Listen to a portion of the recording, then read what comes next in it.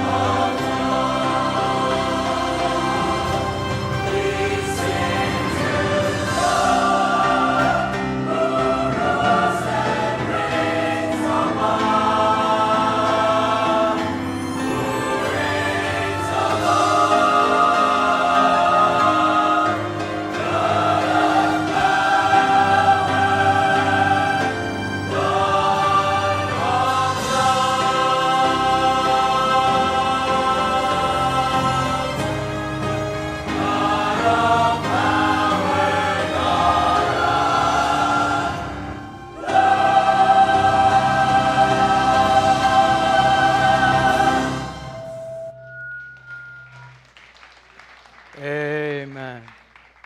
Thank you. Let's all stand and read our text. Our text is found in 2 Corinthians chapter 4 and verses 1 to 7. There are other passages. You just bear with me there. 2 Corinthians 4, 1 to 7. At meron ding 1 Thessalonians 1, verses 5 to 8. And of course, Romans chapter 1 and verse 16. You can just follow along or read from your respective Bibles. And here, in the first text, the Apostle Paul writes to the church in Corinth. Ang sinasabi niya, therefore, seeing we have this ministry, as we have received mercy, we faint not, or we do not allow ourselves na panghinaan, but have renounced the hidden things of dishonesty, not walking in craftiness, nor handling the word of truth or the word of God deceitfully, but by manifestation of the truth, commending ourselves to every man's conscience in the sight of God. But if our gospel be hid, it is hid to them that are lost.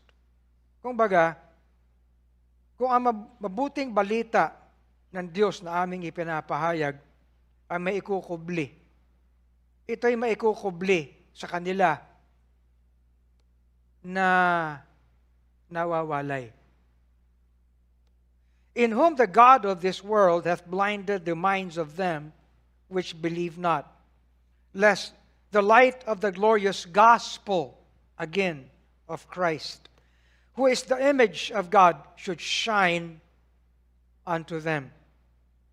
For we preach not ourselves, but Christ Jesus the Lord, and ourselves your servants for Jesus' sake.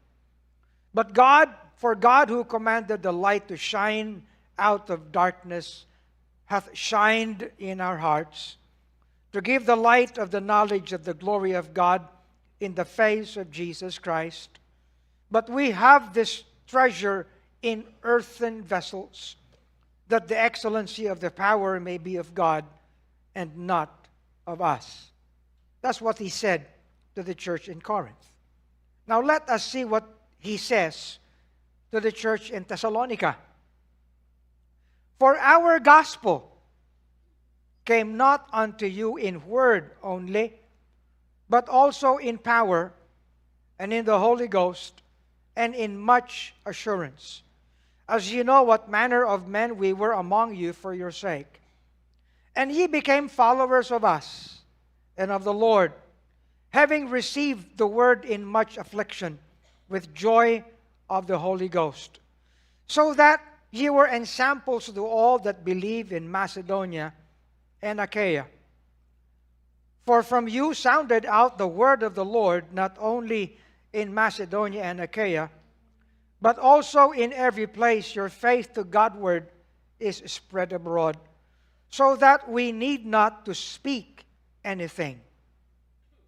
And then the Apostle Paul also writes to the churches in Rome. Marami yan, mga churches na yan. Mga house churches. Ang sabi niya, I am not ashamed of the gospel of Christ. For this gospel of Christ is the power of God unto salvation, to everyone that believeth, to the Jew first, and also to the Greek. Ang ating pagpapahayag sa umagang ito ay tungkol sa the gospel. What it is to us as ecclesia. Dahil ito'y sinulat ni Apostol Pablo sa mga churches nung araw, we take it na itong sinasabi niya ay para din sa atin sa panahon na ito. Amen? Manalangin tayo, dakilang Diyos. Salamat po, Panginoon, sa pagpapahayag, sa pagpapaabot, Panginoon, sa pagpapadala ng mabuting balita ni Kristo. The gospel. The gospel, dear God, that is the power of God unto salvation. The gospel that came to us not in word only, but also in power and in the Holy Ghost and in much assurance. The gospel, dear God, that resulted to the ministry where we are in. Such that, Heavenly Father, make us to realize today that if the gospel be hid, it is hid to them that are lost. Help us, dear God, today, na bigyang pagpapahalaga kung ano ang kinalaman ng gospel.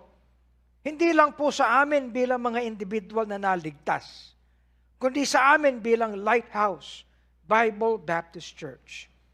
Ano, Panginoon, ang aming pananagutan, ang aming responsibilidad sa gospel na ito? O Diyos, ipagtibay mo nga sa amin ang gospel na ito. Sa pangalan po ni Kristo Jesus. Amen. Thank you. Please be seated. Alam niyo, ang uri ng mga simbahan o churches ngayon, ang uri ng pananampalatayang umiiral ngayon, ang uri ng mga ministries na kinabibilangan ng marami ngayon, actually, ay hindi nababanggit ang gospel. Hindi. Nababanggit ang grace, yes. Nababanggit ang pag-ibig, yes. Nababanggit ang kapayapaan, yes. Nababanggit ang blessings, yes. Tama ba? Nababanggit ang pangangailangan natin, kaya tayo nananalangin, yes. Nababanggit ang maraming mga bagay, lalo na mga bagay na dapat ay magtawid sa atin sa buhay na ito.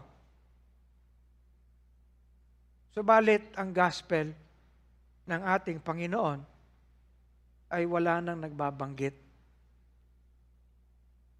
At kung ano ang ating kinalaman dyan bilang mga churches. Nababanggit ang ating lahat ng dapat na ikilos sa pamamagitan ng edukasyon, ng kabuhayan, ng pagtatrabaho, ng lahat ng material.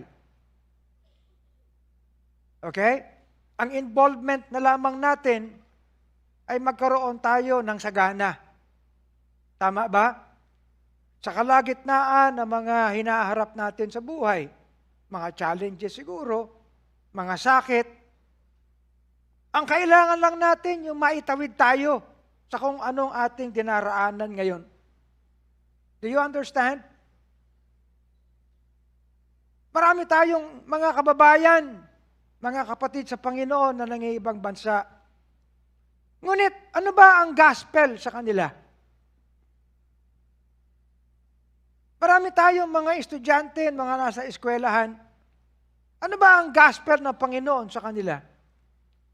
Marami tayong may mga business, kung saan-saan tayo mga opisina. Nasa komunidad tayo.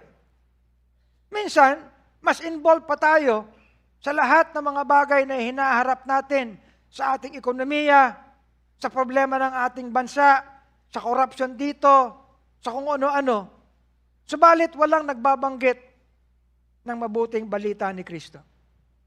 The gospel of the Lord Jesus Christ. Kaya ang tanong, ano ba talaga ang gospel para sa atin? Sa ating mga kaibigang Katoliko, pag sinabing gospel, ang babanggit lang dyan, the gospel according to Matthew, to Mark, to John, at Luke. Yun lang yun. Wala na. Paano sa atin? Ano ang alam mo sa gospel ni Kristo? Ano ang kinalaman niyan sa buhay natin? Ano ang gospel sa Lighthouse Bible Baptist Church? Ano ang gospel sa ating mga LED classes? Sa ating mga distrito? Sa ating mga fellowship groups? Ano ang gospel? Ano ang gospel para sa ating career? Sa ating mga young people? Humaharap tayo sa baccalaureate, i-challenge natin at gusto natin na ang mga gagraduate, no, ay maging matibay sa kanilang karir, sa susunod na antas ng kanilang buhay. Subalit, ano ang gospel? Minsan, yung aking pinag-aaralan ito, para bang sa harap ng Panginoon, sabi ko, Panginoon, kung ako yung nagkukulang, itama nyo kami. Nandiyan ba kayo? Ano ang pinakamahalaga at may sense sa atin ngayon? Lumalaki ang ating mga anak. Magugulat na lang kayo, malalaki na. Hindi nyo na pwedeng buhatin. Ano ang gospel sa kanila? Have you ever thought about that? Diba? The gospel of Christ. Ano ang ating dapat na responsibilidad sa gospel na ito? Ano ang dapat nating ipag-burden sa gospel na ito? Kanina, binasa natin yung sinabi ni Apostle Paul sa mga taga-Corinth. At bawat banggit ng gospel, bibilugan ko. Okay? Doon sa 1 Corinthians chapter 9. Ang sabi niya, kinakausap, kung kami ay naghasik sa inyo ng mga bagay na espiritual, napakalaking bagay ba kung hindi kami aani ng material na bagay sa inyo? Isipin mo sinasabi ni Apostol Pablo. Kung kami ay nag-abot sa inyo, siya ay nangungusap bilang apostol. Okay? Bilang tagapaghatid ng mabuting balita ni Kristo. Kung kami ay naghasik sa inyo, nagdala sa inyo ng mga bagay na espiritual, at kayo'y eklesiya na ngayon, napakamalaking bagay ba kung hindi kami aani ng mga pinagpapahalagahan ninyo, na mga karnal, na mga material, na mga bagay? If others be partakers of this power over you, are not we rather? Kung halimbawa mayroong mga iba na magsasabi sa inyo, malaki ang ambag ko sa buhay ninyo, makabawi man lang ako sa inyo. Yun ang sinasabi ni Paul. Nevertheless, hindi namin ginamit ang kapangyarihang ito.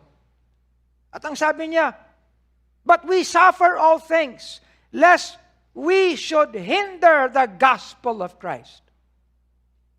Ngunit hindi namin ginamit ito. Hindi kami nagkutya sa inyo na dahil kayo'y nakakilala kay Kristo dahil sa paghahatid ng gospel, hindi namin ginamit ito. Sapagkat ayaw namin na magpakasasa sa dapat naming tanggapin na mga karnal na mga bagay. Do you not know, sabi niya, ang kausap niya, church ha, hindi niya ba naintindihan na sila na naglilingkod sa mga bagay na banal? Ang sabi niya, they which minister about holy things live of the things of the temple. And they which wait at the altar are partakers with the altar. Sa lumang tipan, mga kapatid, yun ang ating makikita na inutos ng Panginoon sa tabernakulo. Sa lahat ng pagkakaloob. Kaya mayroon silang mga kaloob and even sacrifices. Ang tithes, upang magkaroon ng ikay gana sa templo. Kung kaya ang sabi para magkaroon ng meat sa storehouse. Even so hath the Lord ordained that they which preach the gospel should live of the gospel. Sila na may kinalaman na sa pagpapahayag ng gospel ay dapat mabuhay sa pamamagitan ng gospel na ito. Sapagkat hindi lang ito dinadala o pinapahayag, ibinubuhay din ito na naghahatid ng mabuting balita.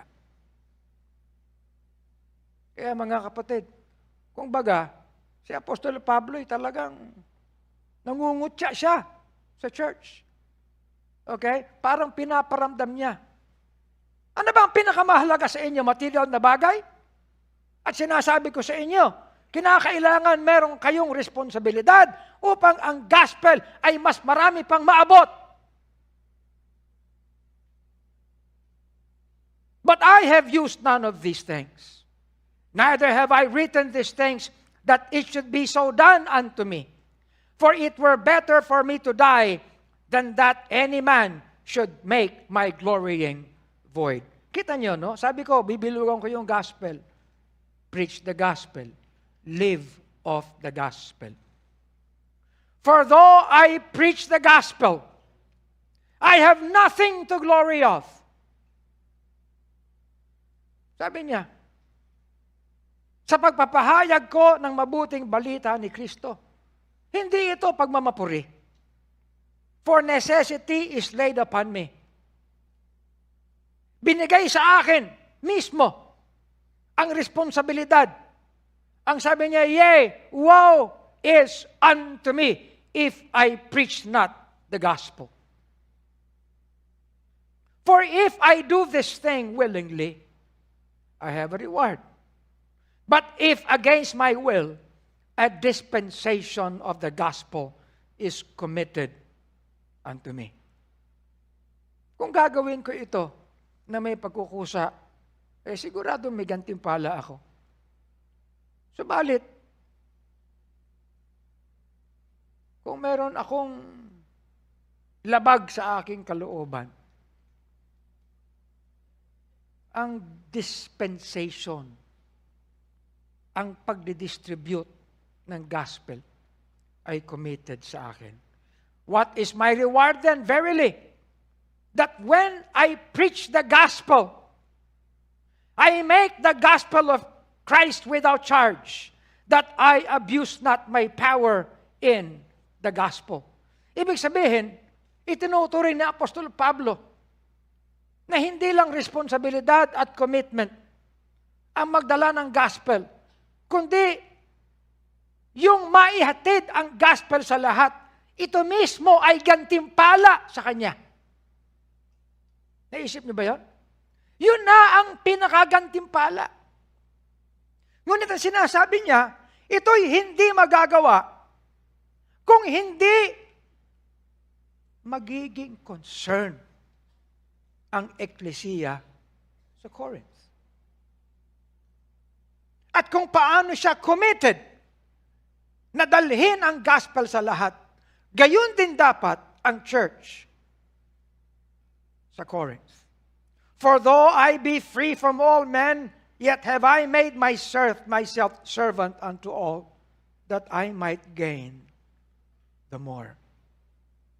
To the Jews, I became a Jew, that I might gain the Jews.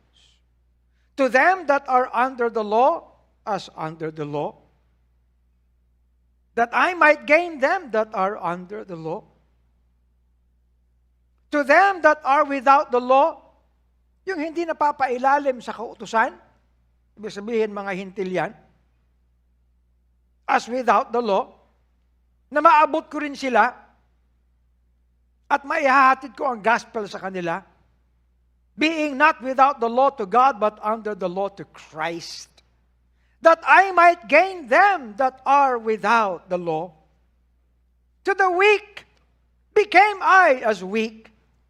Sa mga nanghihina, katulad din nila ako, upang maabot ko sila na mga nanghihina.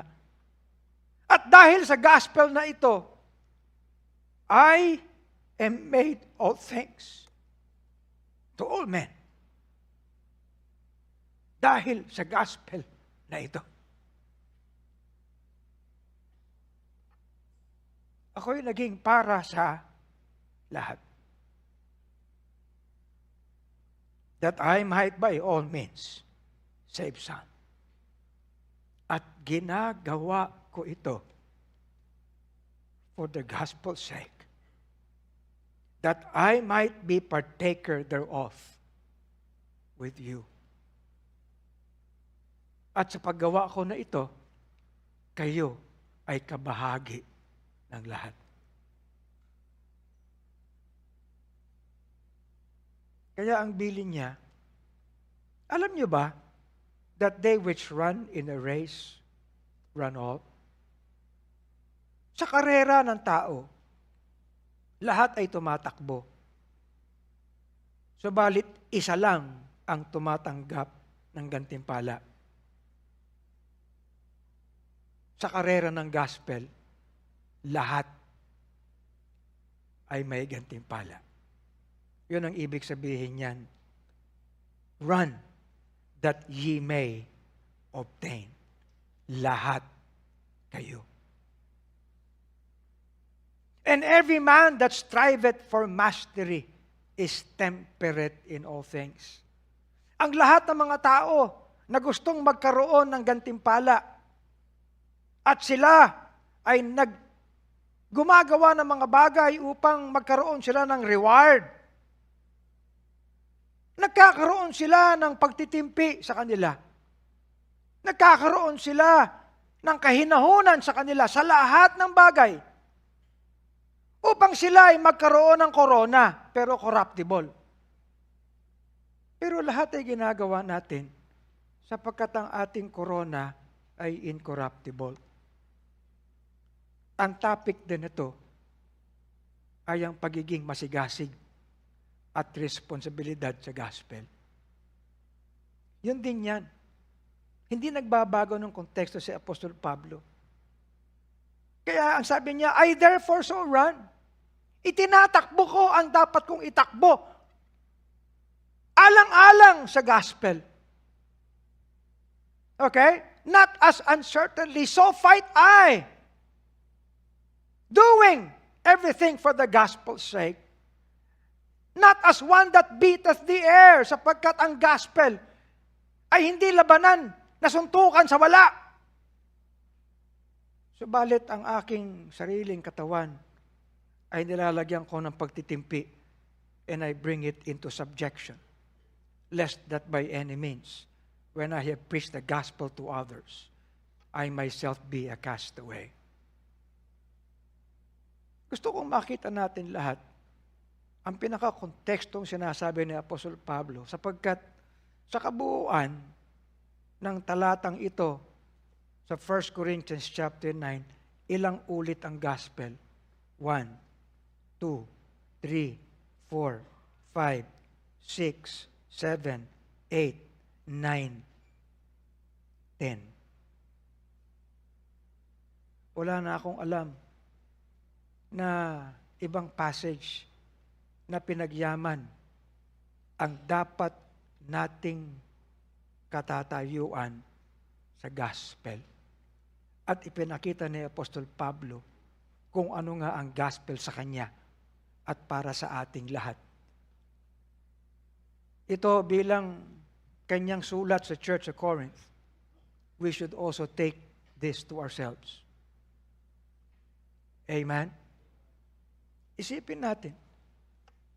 Alam niyo, nung sinasabi ko ito, nung tinitingnan ko ito, Panginoon, sabi ko, for a moment, can I have Paul's dedication to the gospel?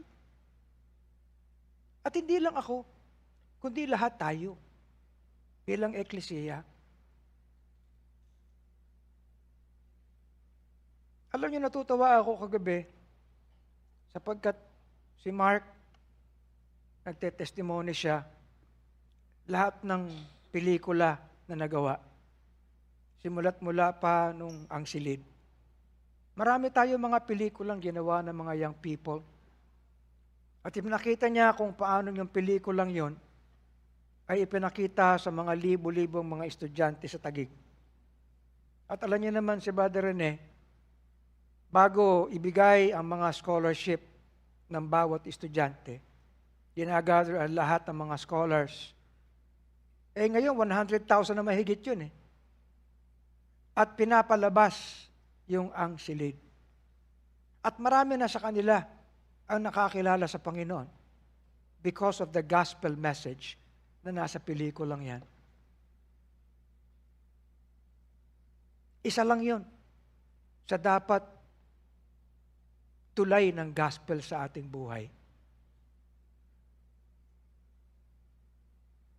Pero, yun lang ba yun?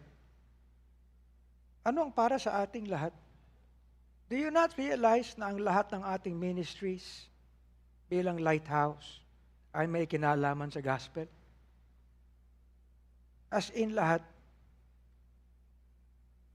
Isa-isahin natin kung ano ang gospel sa ating pagturing. One, it is the gospel of Jesus Christ. Do you realize na before we appreciate the love, the grace, the truth, the peace that come by Jesus Christ, ang lahat ng ito, ang bihikulo ay gospel? Lahat ng maaaring taglay natin sa pamamagitan ni Kristo na tinanggap natin, lahat ay inihatid sa atin dahil sa gospel. I am not ashamed of the gospel of Christ, sapagkat ito ang kapangyarihan ng Diyos na nagdala sa atin ng kaligtasan. Amen? At dahil sa kaligtasan yan, lahat ay tinanggap natin. Amen? Tinanggap natin ang palagi nating pinipreach dito, grace and truth that come by Jesus Christ. Amen? Being quickened and being enjoined with Him who is the life Himself and having eternal life, and being forgiven of all our sins, and having heaven as our prospect, and not simply heaven, but glory. Nabanggit ko nga sa isang preaching ko, ewan ko ba, alam niyo, minsan dapat ang mga Kristiyano tawagin nating turista lang eh. Bakit? Ang interest nyo lang pumunta ng langit eh. Ano ba kayo? Anong tawag nyo sa langit? Lugar lang? Ha? Hindi. Ang tutunguhan natin, luwalhati ng Diyos. At yun ang ating mararanasan. Yung pinakaluwalhati niya. Hindi tayo pupunta lang sa lugar. Amen? Minsan sinisisi ko yung mga unang mga preachers nung araw, sapagkat masyado tayong pinalaki yung mga mata, no? Porque nabasa sa banal na kasulatan, yung lalakarang ginto, di ba? Yung mansions na ginto, di ba? Heaven. Tapos ang simula kung mamatay ka, saan ka pupunta? Sino bang gustong pumunta sa impyerno? Ang impyerno, kapahamakan yan. Ang kabaliktaran ng kapahamakan, luwalhati, hindi lugar. And to be with Christ is far more glorious than anything. Kaya tayo, ano to, turista? Hindi tayo niligtas para maging turista sa langit. Amen? Kaya kayo mga naligtas, ang claim nyo lang, pupunta kayo ng langit, reviewin nyo. Ayokong pumunta sa lugar. Ang gusto ko, luwalhati ng Diyos. Do you understand? I mean, sometimes we need to twist this so that we can come to the realities of the spiritual things. Amen? Hindi lang yan. But it is the gospel of God and His kingdom. Okay? Ano nga ba ang kaparaanan for a man to be able to enter the kingdom of God? It's the new birth. Amen? Except a man be born again, he cannot see the kingdom of God. Okay?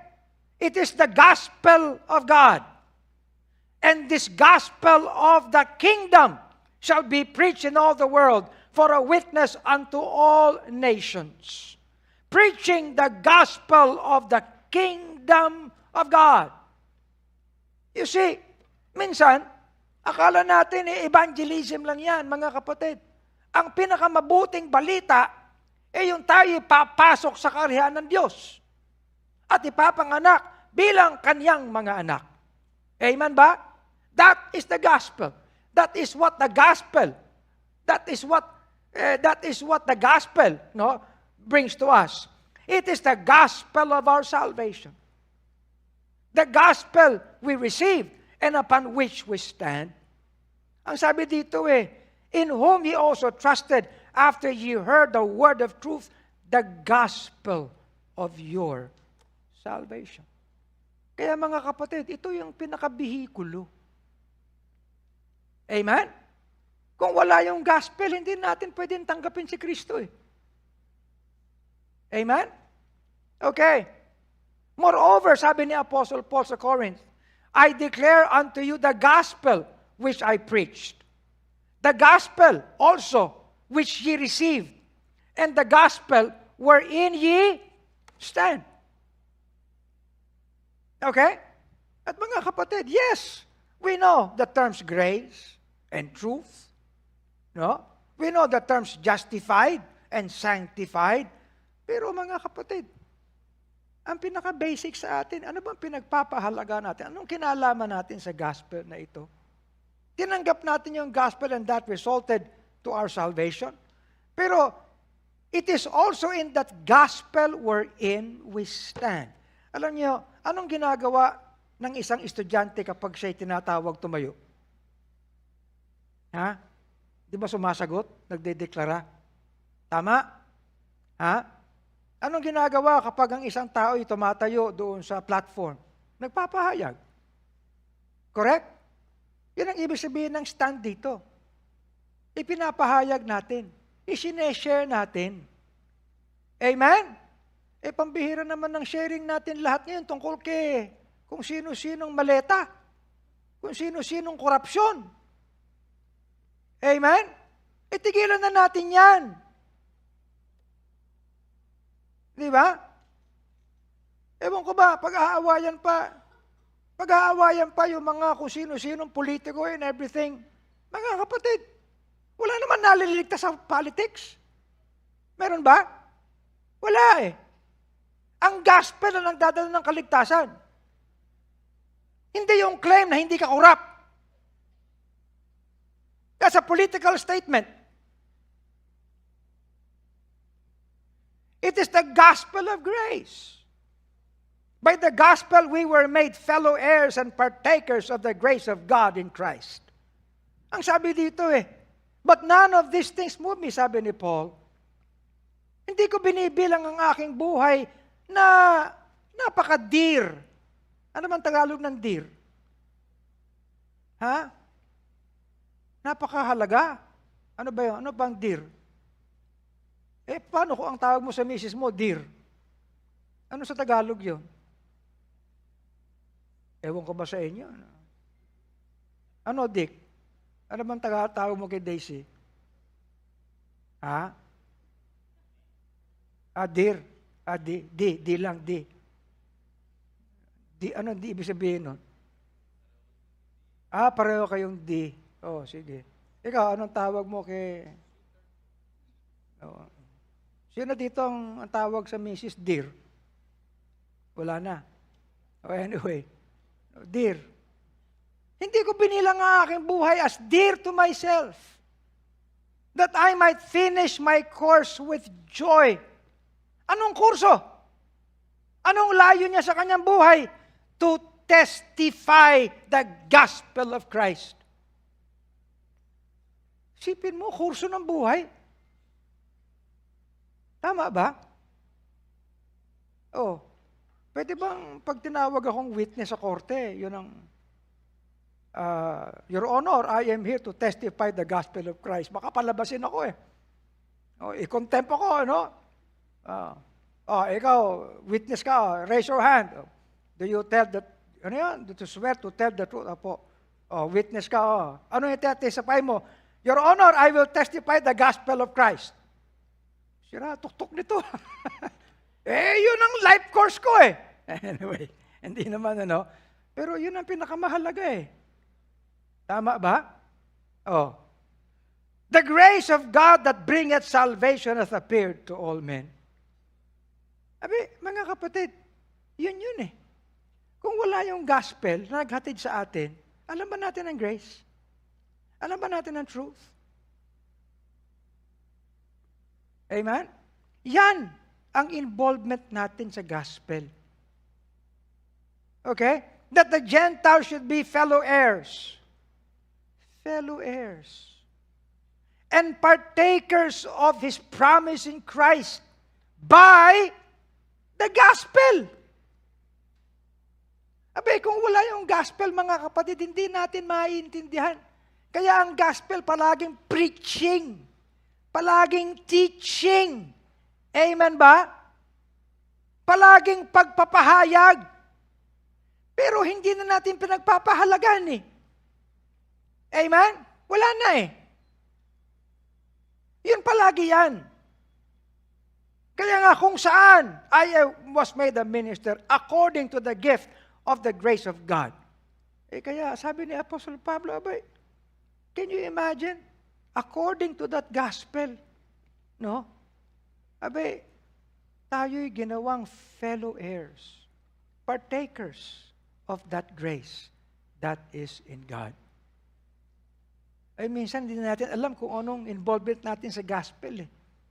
It is the gospel that came to us in word, power, in the Holy Ghost, and in much assurance. Alam niyo, ang daming tanggap ng tanggap kay Kristo ngayon eh. Okay? Dahil ang gusto nila kay Kristo, buhay na walang hanggan lang. Patanggap ng patanggap. You know, anong meron ka na ngayon? Meron buhay na wala. Nasaan? Iisipin pa kung nasaan. Diba? Kasi, hindi buo yung pagpapahayag eh. Hindi buo yung gospel eh. Kaya ang sinasabi dito ni Apostol Pablo, no, doon sa church sa Thessalonica, nung kami nagpahayag sa inyo ng gospel, abay, ito'y tinanggap ninyo bilang pahayag. Pero hindi nyo lang tinatanggap yung pahayag, pambira. Kung ganyan lang, tanggap na ng tanggap ng kung ano nandiyan dyan, para ka lang nagbasa ng fake news at tinanggap mo. Kagabi, siyempre, tinatanong ko, nagmamaneho si Japs, galing kami ng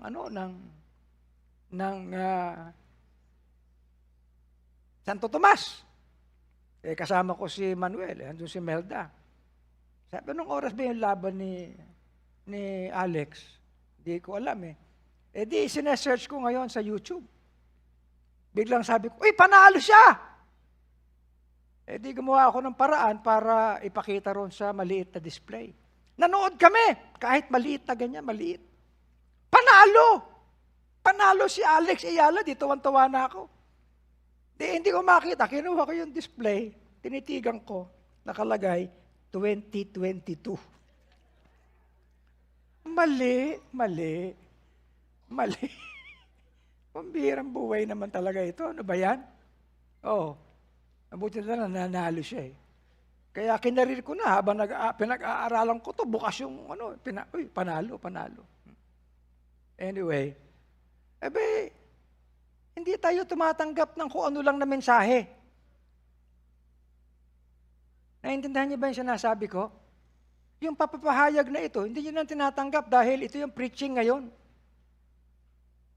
Ang sabi ni Apostol Pablo, tinanggap niyo itong papapahayag na ito sa kapangyarihan din. Sapagkat ang kaligtasan ay kailangan ng kapangyarihan. Naintindihan niyo ba? Bakit? Abay, nasasalak tayo sa kasalanan eh. Hanggang nga ngayon, hindi tayo makaahon sa kasalanan eh. Kailangan natin ng kapangyarihan ng gospel. Kaya pinapakinggan natin palagi upang yung kapangyarihan niya manatili sa atin. Tama? Hindi ka nga makaahon sa bisyo mo eh.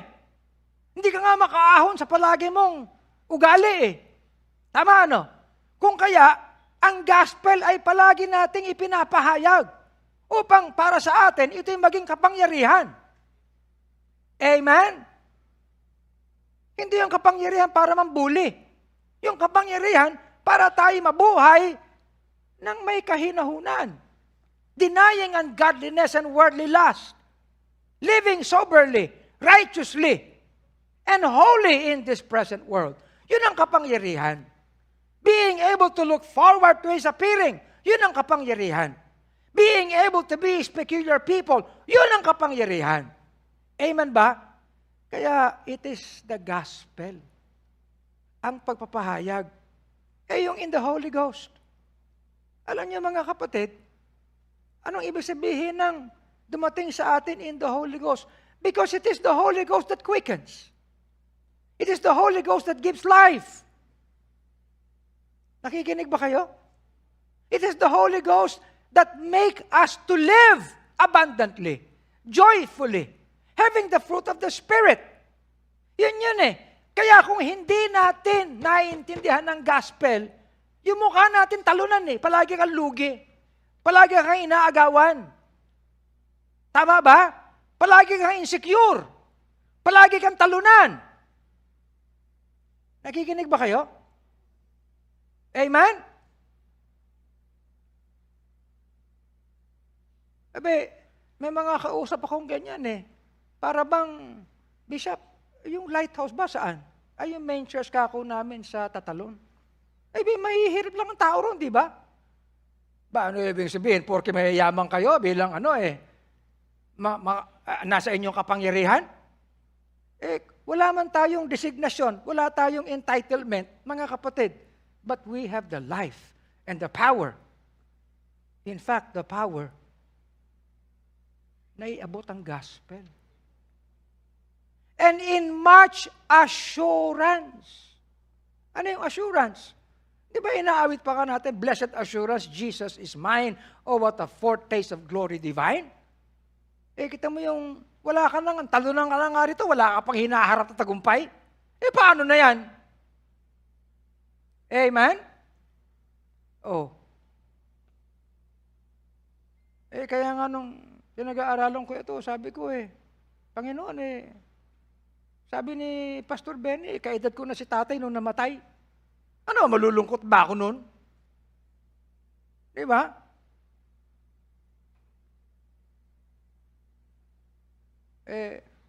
Kagabi, 10 years.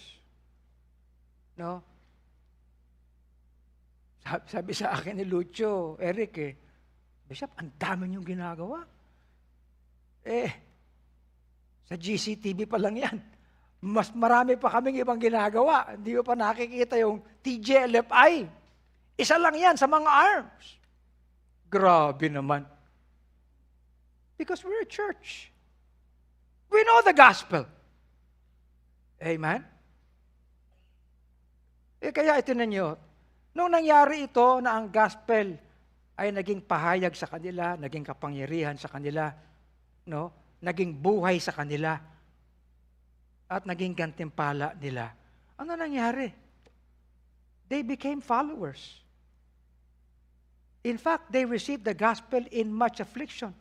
Pero merong kagalakan. Ano nangyari? They became example to all that believe. And from them sounded out the word of the Lord. Every place, their faith to Godward was spread abroad. Parang lighthouse. Amen. Ganon.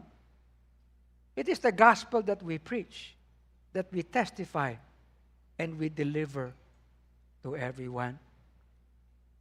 Alam nyo, hindi naman tayo lahat may kategorya mga preacher. Pero lahat tayo ay pwedeng mag-testify. Amen? Okay? At lahat tayo ay pwedeng mag-deliver. Pwede ba yon? Pwede ba kayo mga, gospel grab? Pwede ba yon? Ano ba yung gospel lalamove? Pwede ba yon? Kasi sabi dito ni Paul, I am ready to preach. Go ye into all the world and preach. Ang sabi ng Panginoon. Okay? To testify. May lahat tayo. How many of you, huwag na kayo magtaas ng kamay, ang tagal-tagal nyo na dito, but have you ever testified of the gospel to someone? Have you? Ha? Kayong mga magsi-CWOP na naman tayo. Di ba? Siyempre, of course, yung mga pangailangan sa atin sa wellness, magpapatingin tayo. Magpapaano tayo ng dugo natin.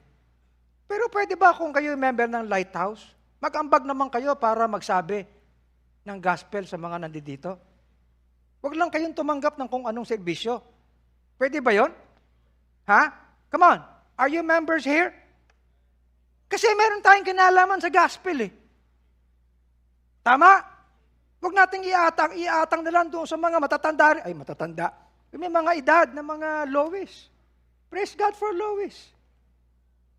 Amen? You see?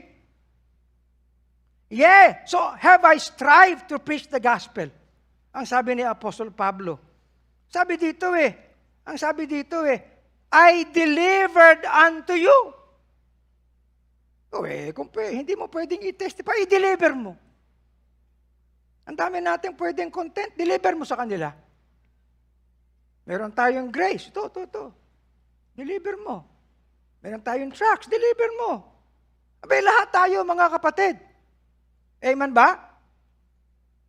Hindi ko naman kayo pinagagalitan, na sinasabi ko lang, hindi tayo makatataka sa gospel. Church tayo eh. It is the gospel in our ministry to the poor and to those who need the peace of God. Therefore, seeing we have this ministry as we have received mercy, we faint not if our gospel be hid. Alam niyo mga kapatid, galit nga ako sa bombilyang pondido rito eh. Lalo na sa miyembrong pondido sa gospel. Member ka eh. May experience ka ng kaligtasan, di ba?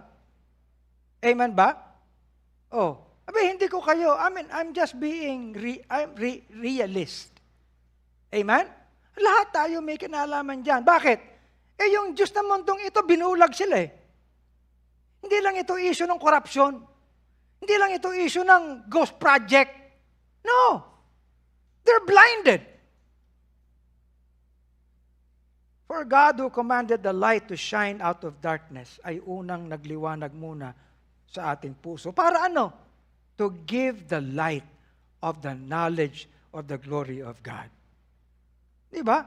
Ang sabi ng Panginoon, the Spirit of the Lord is upon me because He hath anointed me to preach the gospel. Saan? To the poor. To heal the brokenhearted. To preach deliverance to captives. To recovering the sight of the blind. To set at liberty them that are bruised. Ang dami. Because of the gospel. Diba?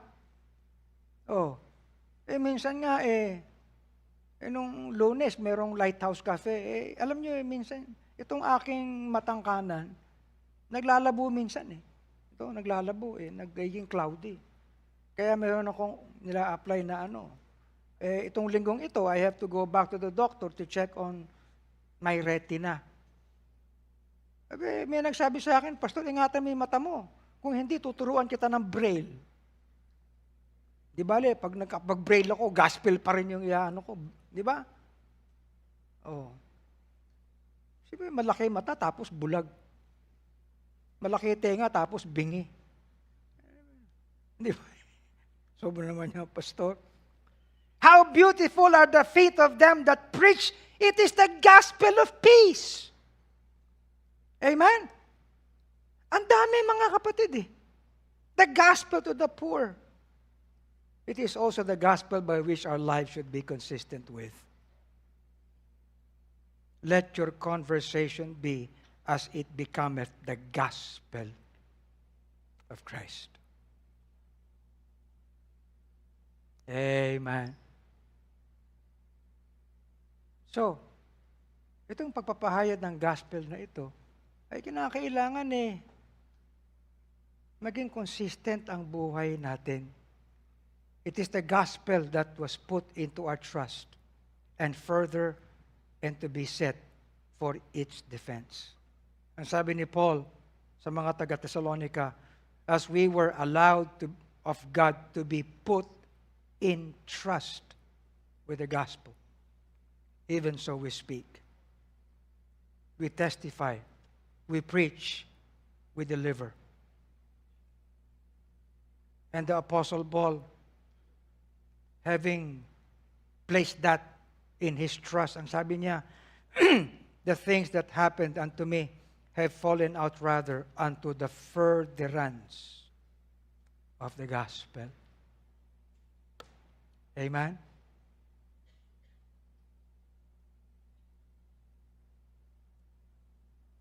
And for the defense of the gospel. Ba't ba natin ginagawa ito? Because we're here for the gospel. It is the gospel. No? Which we are not ashamed of. Amen? I am not ashamed of the gospel of Christ. And let this be something that should be taken into heart by every one of us. It is the gospel we fellowship in. Ang dami pala nito for your fellowship in the gospel from the first day until now. Yung fellowship po dito,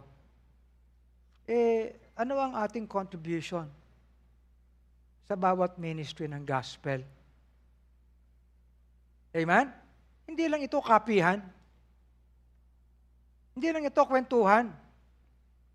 Ito yung pagkakaroon talaga ng material na contribution sa bagay na ang gospel ay maihatid natin saan? Sa lahat. Amen? Kung ito ay sa pamamagitan ng ating mga ginagawa, even sa TGLFI, ginagawa natin sa mga values programs, ginagawa natin sa DGCTV Digital, ginagawa natin sa lahat ng ginagawa sa komunidad. Amen? Then, magkaroon tayo ng fellowship sa bagay na yan. It is the everlasting gospel. Tayo lilipas na. Having the everlasting gospel to preach unto them on the earth, to every nation, kindred, tongue, and people. Aren't you glad that this is the gospel which we have? Paano ka? Are you simply here for your own well-being? Are you simply here para sa iyong sariling trabaho, business? Are you simply here for your own growth? Are you simply here because of your plans in life? Let's review. Hindi pwedeng wala ito eh. Punong-puno ito, itong mensaheng ito. And let us take this to heart. Let's stand. Heavenly Father, thank you, dear God, for the gospel. Thank you for watching the pulpit. We hope you are blessed with the preaching of God's Word. The most important thing that we can share with you today is the salvation that only comes from the Lord Jesus Christ. You may be experiencing some challenges and difficulties in life at this very moment. The answer to all our problems is Jesus. I invite you now to pray and accept Jesus as your Lord and Savior. You can follow me in this prayer. Dear Jesus, I admit that I am a sinner. I believe that you died for my sins and that you shed your blood for my forgiveness. You rose from the dead to be my life. I now repent and sincerely ask for your forgiveness. Cleanse my heart from all sins. I now accept you as Savior and Lord of my life. And from this day forth, I put myself in you by faith. Be my hope as I live my life according to your will. Thank you for saving me. In Jesus' name I pray. Amen. The Bible says in 1 John 1:9, if we confess our sins, He is faithful and just to forgive us our sins and to cleanse us from all unrighteousness. 2 Corinthians chapter 5 verse 17 says, if any man be in Christ, he is a new creature. All things are passed away. Behold, all things are become new. If you have prayed and accepted Christ as your Lord and Savior, let us know by sending us a message at the Lighthouse Bible Baptist Church Facebook page.